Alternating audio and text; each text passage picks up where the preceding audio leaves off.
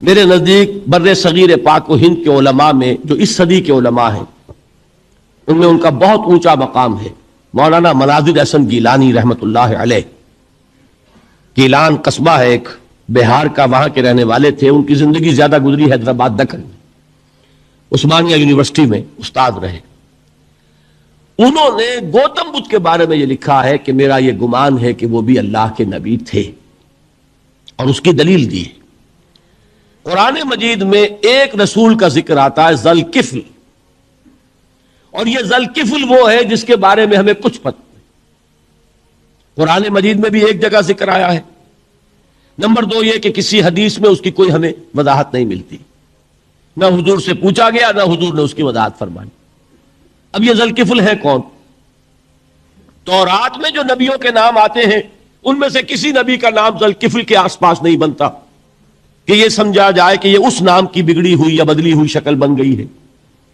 تو انہوں نے جو کہا ہے وہ بات وزنی معلوم ہوتی ہے اس اعتبار سے کہ کپل وستو، کپل پے جو ہے وہ عربی میں ہے نہیں، وہ فے بنتی ہے۔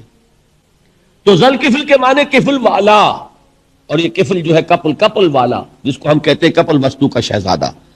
تو انہوں نے یہ کہا ہے کہ گوتم بدھ کے بارے میں یہ خیال، یہ میں عرض کر دوں کہ اس کو ہم یقین سے نہیں کہہ سکتے، یہ ان کا گمان ہے، خیال ہے، واللہ عالم کہیں گے ہم، لیکن امکان ضرور موجود ہے۔ قرآن کہتا ہے وَلِكُلِّ قَوْمٍ ہاد، ہم نے ہر قوم میں ہادی بھیجے۔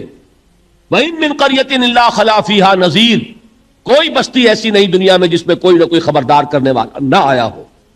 تو یہ ممکن نہیں ہے کہ وہاں نبی نہ آئے ہوں، لیکن ان کی تعلیمات اتنی بدل گئی ہیں کہ ہم ان کو پہچان نہیں سکتے۔ حضرت مسیح علیہ السلام کی تعلیمات اگر عیسائیوں سے ہم سمجھیں تو کبھی بھی انہیں اللہ کا نبی نہیں مان سکتے۔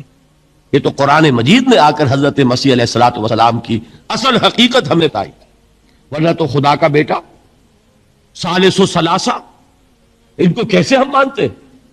لیکن یہ کہ قرآن نے بتایا، تو جان لیجئے ہو سکتا ہے کہ گوتم بدھ بھی اللہ کے نبی ہو، لیکن ہو سکتا ہے کہ درجے میں کہیں گے، یقین سے نہیں کہیں۔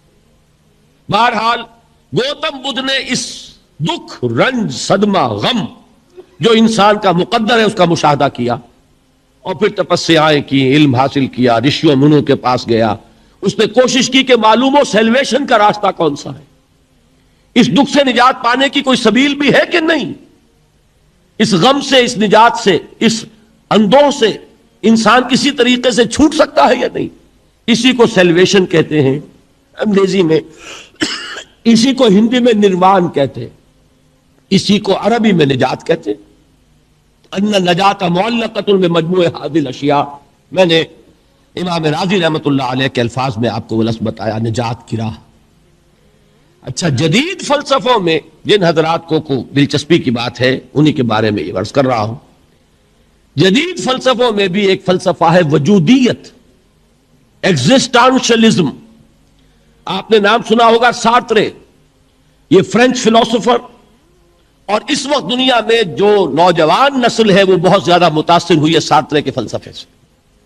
کرکیگارڈ پرانے دور میں اور سارترے اس دور میں، ان کے فلسفے کا نام ہے وجودیت، ایگزسٹانشلزم۔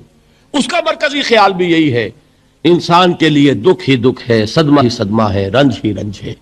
صرف یہ ہے کہ کچھ حساس لوگ ہوتے ہیں وہ صدمے کو زیادہ محسوس کرتے ہیں، کچھ ذرا ان کی حس جو ہے وہ کچھ ڈل ہو جاتی ہے، کند ہو جاتی ہے۔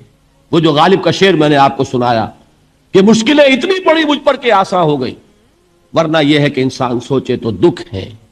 اب یہ دکھ جو ہے اس سے نجات کا کوئی راستہ بھی ہے کہ نہیں، یہ کوسچن مارک ہے، جس کا جواب ہے تیسری آیت میں اِلَّا الَّذِينَ آمَنُوا وَعَمِلُوا الصَّالِحَاتِ وَتَوَاصَوْا بِالْحَقِّ وَتَوَاصَوْا بِالصَّبْرِ۔